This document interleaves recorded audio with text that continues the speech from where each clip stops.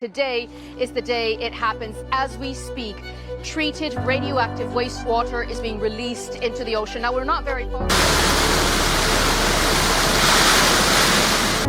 기본적으로 방사성 물질이라 해봤자 여전히 원소 주기율표에 존재하는 물질이고, 그리고 여기서 이 물을 정화하는 시스템 또한 사실 우리가 웬만한 화학 공장에서 물 정화하는 그 시스템 범위 내에서 정화를 할 수 있는 거고, 심지어 우리나라 원자력 발전소에서 생성될 수 있는 방사성 물질, 방사능을 띠고 있는 물들조차도 그런 정화 계통에 통해갖고 이제 정화를 해서 배출을 하고 있는 상황이고요.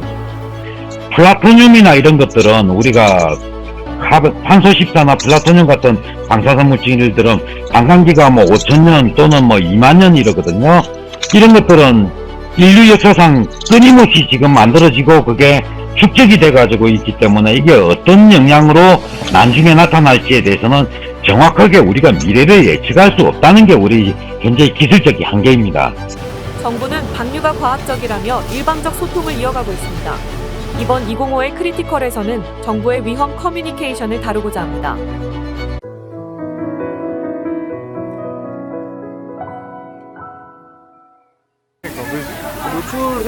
정부의 소통 없는 오염수 방류 찬성 결정이 이어지자 위험 커뮤니케이션이 부재하다는 지적이 잇따르고 있는데요.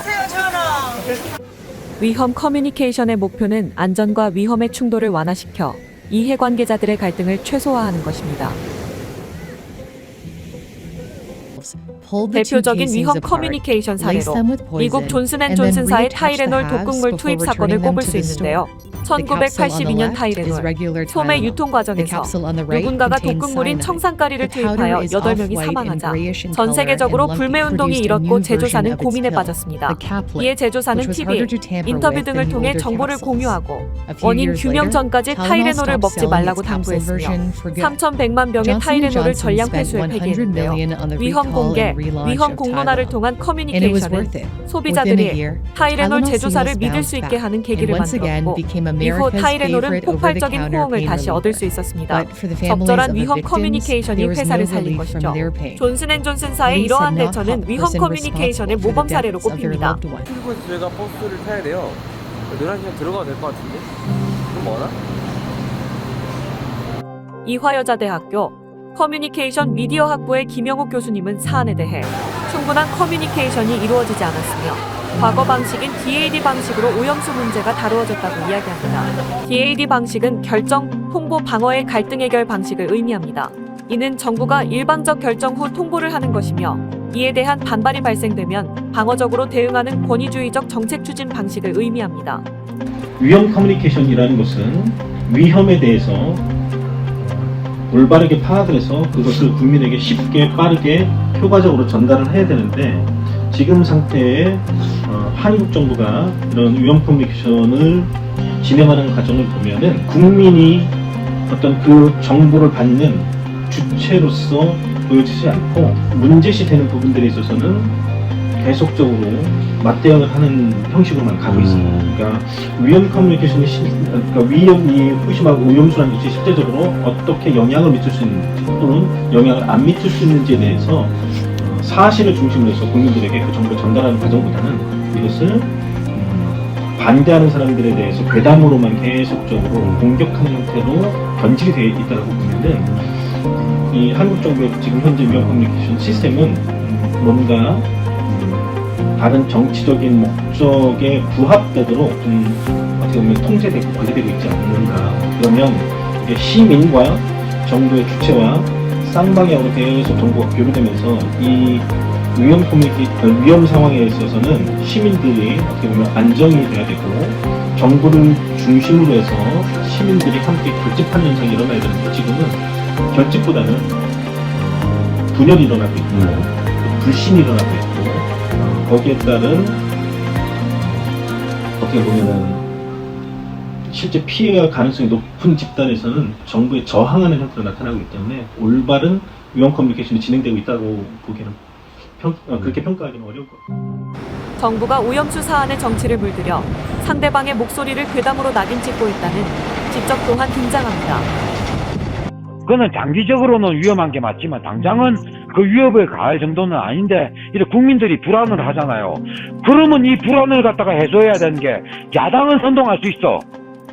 정부하고 여당과 국가가 야 옛날에 영향이 이거밖에 없었는데 일본이 이렇게 영향을 줘봐야 조적지혈이 있더라. 장기적으로 우리가 안전성을 확보해볼게 라고 국민들을 설득하고 안심을 해야지. 옛날하고 지금의 영향이 안전하다라고 해가 국민들이 바보가 아니기 때문에 안전과 안심을 갖다가 설득할 수 있는 근거를 줘야 되는데 그게 아니고 괴담이라고 헛소리라는. 괴담은 정부가 지금 괴담을 하고 있는 거예요. 괴담이 어떻게 발생합니까? 책임지고 설명해야 될 자가 그 역할을 하지 못하니까 국민들이 불안해서 발생하는 걸 소위 괴담이나 루머라고 하는 거잖아요. 또한 저희 취재팀은 노량진 수산시장 방문을 통해 상인분의 솔직한 이야기를 들을 수 있었습니다. 여기 지금 국힘당 의원들 여러 번 왔었어요. 네.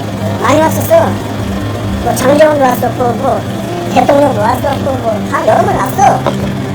왔을 때 우리에서 누구라고 지적은 안 할게요. 함부로 말 이상한 실수하지 말라고. 우리는 어차피 1년마다 재계약해야 돼요, 회사에. 1년마다 재계약 못하면 자기가 다 날아가는 거라고. 이건 매매 계약이나 임대 계약이기 때문에. 그러니까 우리는 회사에 눈치 볼 수밖에 없잖아요. 근데 회사에서 왜 그러냐면 수협은 정부에 공적 자금 1년에 500억씩 받아요. 그걸 안 받으면 수협이 쓰러져요.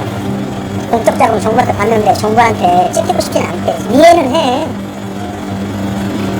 근데 수산시장 왔는데 상인들이 뭐 대통령 왔고 지금 여당 사람들이 왔는데 뭐 안 좋은 이미지를 줘가지고 이 사람들이 뭐 마음 상하게 해가지고 혹시 그거 정부 지원 뜯길까봐 조심하는 거 이해는 해.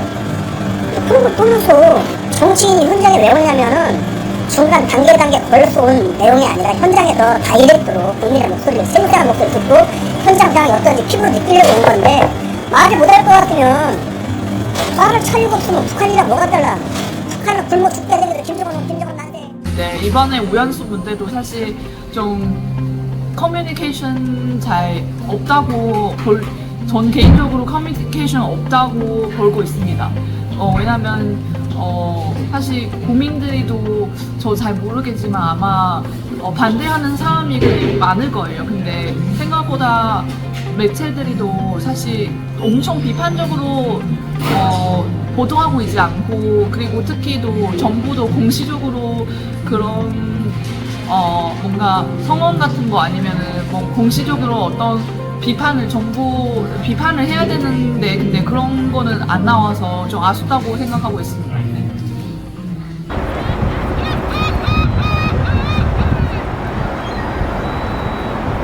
그렇다면 정부와 정치권이 가져야 할 올바른 커뮤니케이션은 무엇일까요?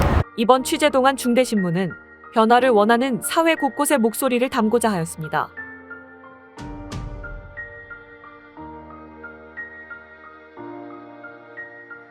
이덕환 서강대 명예교수님께서는 과학교육의 중요성을 강조하며 과학 커뮤니케이션이 더욱 강화되어야 한다고 제언해 주셨습니다. 정부는 위험과 관련된 또는 위기와 관련된 것은 투명하게 모두 다에게 공개를 해야 되죠. 자기에게 그 정부 사이드에 불리하다고 해서 그것을 감추는 것이 아니라 뭐 국가의 안위와 관련되거나 이런 것들을 빼고 나서는 가능한 정보를 공개를 해야 되죠. 왜냐하면 위험과 또는 위기와 관련된 것은 시민들의 안전과 생명에 직결되는 문제이기 때문에 그것은 투명하게 공개를 해야 되는 것이고 거기에 정치색을 입히거나 정치적 입장으로 정보를 공개하는 것은 바람직하지 않습니다. 알겠습니다. 거는 세계적으로 일어나는 일은 일어나는 일인데 그거를 정치 싸움에 쓰지 말라는 거죠. 막말로 민주당이 여권을 잡았어도 일어나는 일이고 국민의힘이 뭐 야당이 됐어도 또 그 사람들도 비방할 거고 피해보는 건 어민들이에요. 자기들이 해결해 주지도 못할 거면서 그냥 막으라고 뭐 대통령이 힘이 그 세 나라 정상이 만날 때 또 거기서 이득을 보는 것도 있잖아요. 다른 업종에서 다른 업계에서. 근데 우리는 서운한 게 정치 싸움에 우리가 희생양인 것 같아요. 어쩔 수 없는 일인데 일본에서 이런 문제가 다시 생긴다 그러면 우리는 처음부터 개입을 해서 이건 국제 문제거든요. 그렇기 때문에 일본이 혼자 해결하려고 하는 오만 이런 것들을 깨우치고 적극 개입을 해야 된다. 주변국들과 합쳐서 그는 뭐 중국에서 벌어지든 한국에서 벌어지든 마찬가지다. 그래서 이런 중대사고는 국제적인 이슈이기 때문에 국제적인 문제로 다뤄져야 된다 이렇게 보고 있습니다. 이제 기본적으로 이 문제의 성격이 무엇인지 정부는 인지하지 못하고 있었다고 생각을 하거든요. 이 문제가 기본적으로 특히 국민들이 건강과 생명권에 직결되는 문제이다라고 지적을 했을 때, 그리고 이제 그 문제의 사안이 안전에 관련된 사안일 때 지금처럼 아무것도 안 하지는 말았어야 한다고 생각을 해요. 일단 정부가 하는 역할 자체가 아까도 많이 언급했듯이 한국에 있는 모든 국민들에게 영향을 미칠 수 있는 외부의 결정이 내려졌을 때 기계적으로 중립을 지키는 게 아니라 어떤 입장을 담은 행동을 했어야 하는 것이 더 책임지는 일이라고 생각하고, 동시에 지금 한국 정부는 굉장히 이걸 일본 정부의 영역이고 일본 정부가 선택할 일이다라는 식으로 조금 책임을 방기하는 말을 많이 했다고 생각하는데, 이것 역시도 적절하지 않았으며, 그런 점에서 이제 앞으로 이런 안전이나 건강에 관련된 사안이 생겼을 때는 보다 정부가 조금이라도 적극적인 목소리를 내야 하지 않나라고 생각합니다.